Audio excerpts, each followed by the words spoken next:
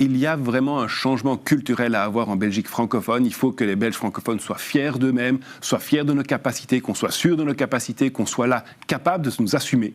Mais ce n'est pas pour autant qu'on doit être naïf, et c'est pour ça qu'avec les engagés, nous nous battons, et nous battrons très fort, là où pour d'autres, peut-être la taxe sur les plus-values est une condition pour faire la fin des allocations de chômage. Pour nous, il y a une vraie condition, c'est que les CPS soient correctement dotés. Sinon, ça sera d'une fédéralisation qui ne dit pas son nom, et nous n'accepterons pas ça comme les engagés.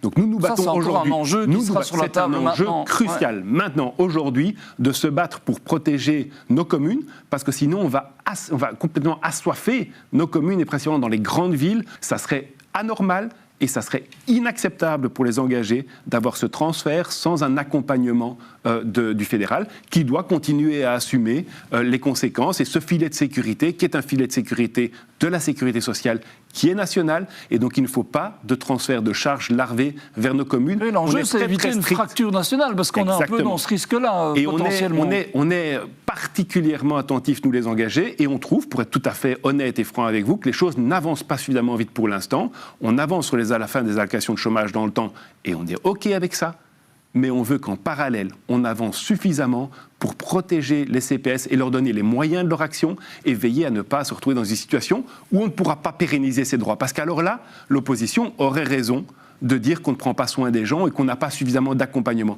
Cette réforme que l'on a voulu, c'est un changement culturel nécessaire, c'est un changement culturel qui se fait de manière sociale, où on ne laissera personne sur le bord de la route. Et là, il faut que nos partenaires de la majorité soient bien conscients de cette réalité-là, sinon ça sera sans les engager.